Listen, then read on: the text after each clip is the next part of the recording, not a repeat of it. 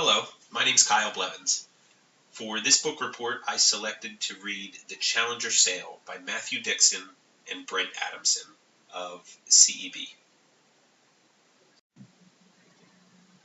We'll start out with a high-level overview of some of the things that we'll cover today, starting with, of course, the introduction, and then going into insights that were uncovered during the research of the Challenger Sale. And then a new model for high performance, of course, starting to define what a challenger really is. And then the three main aspects of what a challenger is, starting with commercial teaching. The second is tailoring for resonance. And then last is taking control of the sale. And then I'll conclude with a little bit of self-reflection on what some of my takeaways and learning experiences were from the book and how it's affected me in my career.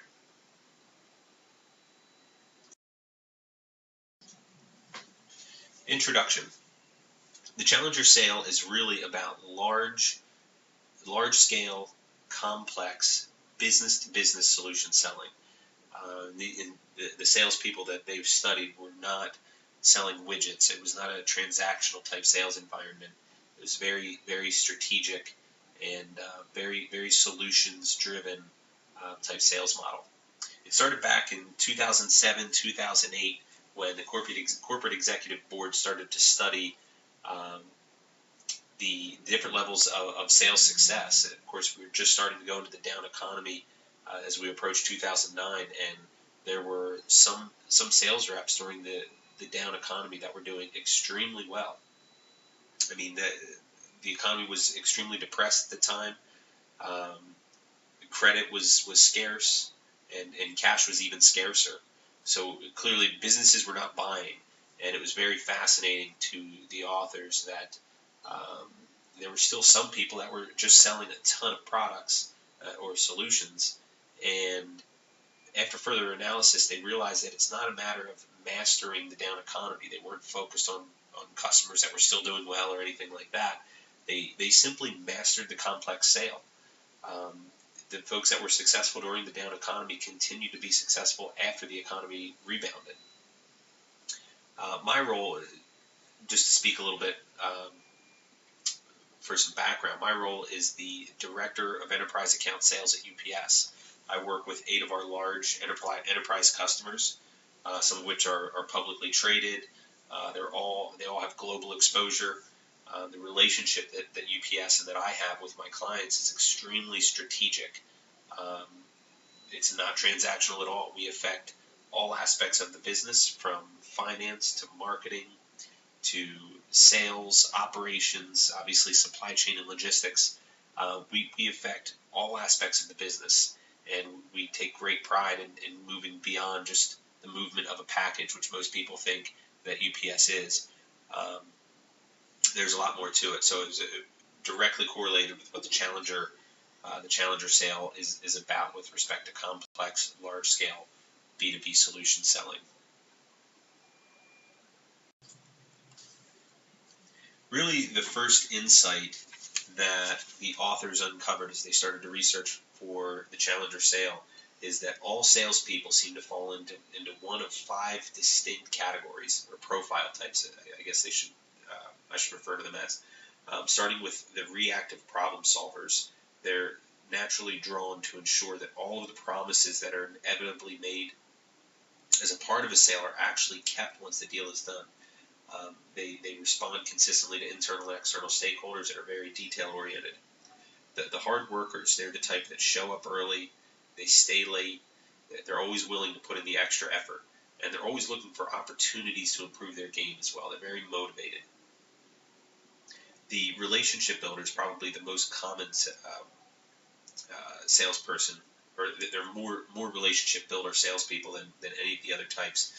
They're all about nurturing strong personal and professional relationships within the organizations that they work with, within their customer base. The lone wolf is one of the least common, but of course so popular to some extent for as sales folks. They're very very difficult to control and difficult to manage for organizations. They don't follow instructions very well. They're extremely confident people and are often very good salespeople as well. So even though they're a challenge for the organization, they're still meeting their goals and selling product pretty consistently. And the last, of course, last but not least, is the challenger. They are the debaters of the team. They have a deep understanding of their customers' business and use that understanding to really push their customers' thinking and teach him or her something new about how his or her company can compete more effectively within the marketplace that they compete. Um, they're very focused on delivering new insights to their customers and really personalize the sales message, which we'll get into the details of these as we move forward. The insight number 2 is really a reflection on the profiles that we just reviewed. First and foremost, one is a clear winner. As you can tell by the title of the book, the clear winner is the challenger. Um, there are 3 profiles that seem to fall relatively in the middle of the road, and then there's one clear loser, and that clear loser is disturbing most sales leaders because that's often the profile that they would bet most of their money on as being the most successful salesperson, and that's the relationship builder. So the challenger is by far and away the most successful. The relationship builder is by far and away the least successful.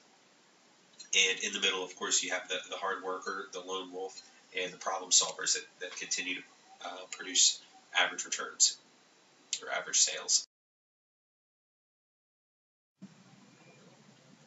The challenger, a new model for high performance. Starting out here, there are 6 attributes that are consistent among challenger reps. Of course, they did a deep dive into all the different profiles and the sales folks. And the very successful ones that they've associated as challengers have these six attributes. They offer the customer unique perspectives. It has strong two-way communication skills. I think we would expect that for any salesperson. Knows the individual customer's value drivers. They can identify economic drivers of the customer's business, is comfortable discussing money, and can pressure the customer, which is a little bit different mindset, but I think it's, after reading this book, it's very important to be able to be confident and comfortable enough to do the last 2 there, pressure the customer and also talk about money.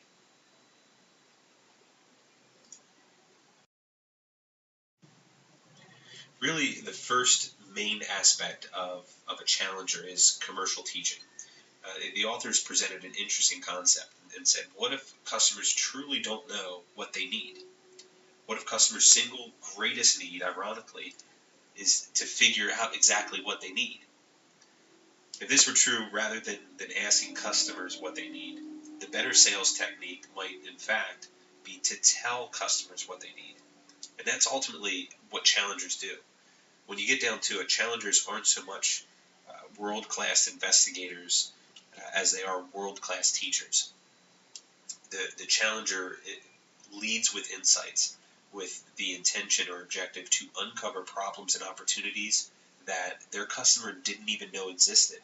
And ideally, these problems and opportunities would be opportunities to be solved by this vendor or supplier, or the salesperson, of course. Looking at the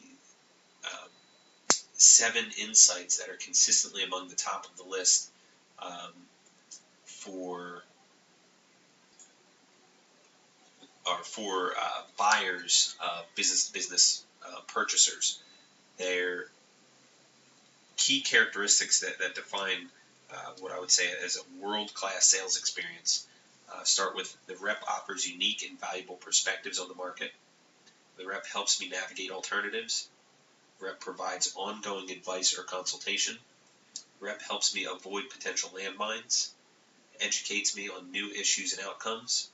The supplier is easy to buy from and has widespread support across my organization. These 7 consistently landed on the top of the list for buyers. And if you look at the first 5, each of these attributes speaks directly to an urgent need of the customer, not to buy something necessarily, but to learn something. They're looking to suppliers to help them identify new opportunities to cut costs or increase revenue, penetrate new markets, or mitigate risk, whatever it may be. But they're looking to learn these ways that they themselves have not recognized yet. So commercial teaching is really the first key aspect of a challenger. The second is tailoring for residents. This is very important. I think slightly less important than the teaching aspect, but it's very important to tailor your message to the person that you're dealing with. It also discusses consensus-based buying, that no individual or one person, even a C-level executive who has the authority to make a decision, is not, they're typically not comfortable in making that decision that affects an organization by themselves. The book suggests that you sell through stakeholders in order to win over the decision maker. It's very important to get multiple people on board with your product or service in order to be successful. Regarding tailoring for residents, a good way to think about how to tailor a message is to start at the broadest level. The customer's industry, quite frankly, is the best place to start. So retail, is it industrial, etc. You can work your way down to the person's company, then the person's role, and then finally to that individual person. If you can figure out what's keeping them up at night without having to ask them, you've done extremely well. And it takes a lot of research to be able to do this successfully, but it's really what a challenger does, and that's how they can bring out the greatest needs from their customers or potential customers.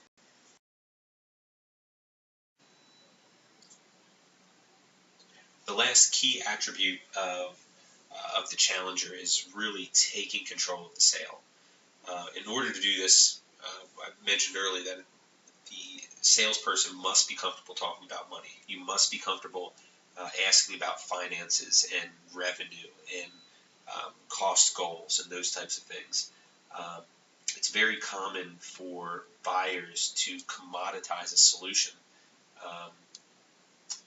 particularly procurement and strategic sourcing, especially if they're not familiar enough to know different aspects of the business or areas that your solution may impact. They really are just looking at a price. And it's something that I often deal with procurement, and they're really trying to commoditize the service where I'm just moving a package from point A to point B, and we do much more than that. And it's really a challenger that can get away from that. In the past, we've already had procurement where approach us with an RFP or request for pricing and say that it's strictly cost driven. And quite frankly, as a challenger, we need to be willing to walk away if it's not on our terms. We're not going to compete just on price. There's a lot more to our service, and we want to find ways to help our customers reach their organizational goals, not just give them a cheap service to move a package. The successful challenger can take control by using constructive tension. It's okay to be a little bit on edge or have some difficult conversations with your customers, really pushing value over price. A good challenger will stand firm when a customer continues to push a lower cost because they're confident in the value that they bring to the organization, and they're confident that their value exceeds a low cost that their competitor might offer. And lastly, reps need to be assertive, not aggressive. Most salespeople will tend to lean on the not aggressive side. It's very, very rare for the sales type person to be aggressive or arrogant.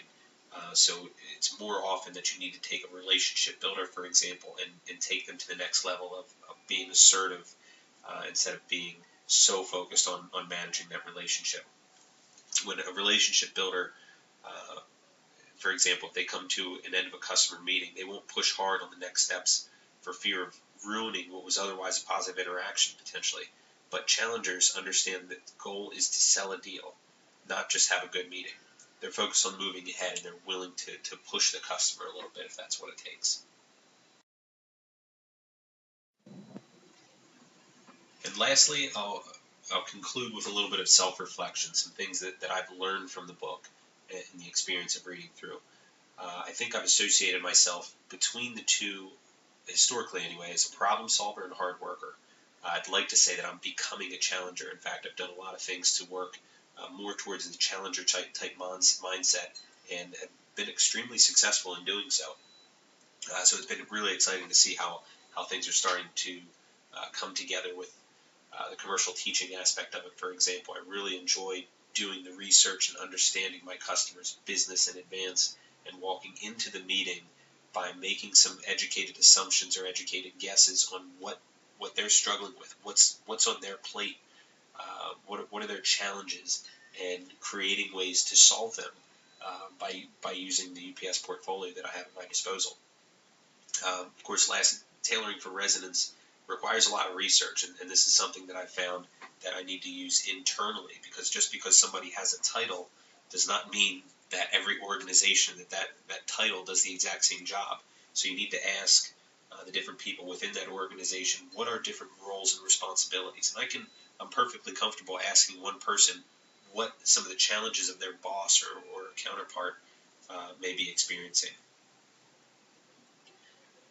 Um, the last one is taking control, and this is a hard one, and I don't consider myself an extremely strong relationship builder type salesperson, but you never want to have a bad relationship with a customer, and this is the one that I need to focus on a little bit more by being more assertive and being more confident in staying away from price and really driving home value. At the end of the day, um, the three takeaways that have really brought me actually some recent successes is down to remembering these three things in each call. It's really, you want to teach the customer, tailor for residents, and take control. So I hope as reviewing this, you're able to understand what the Challenger sale is all about and how it helps salespeople and sales organizations be more successful, as it has done for me. Thank you very much.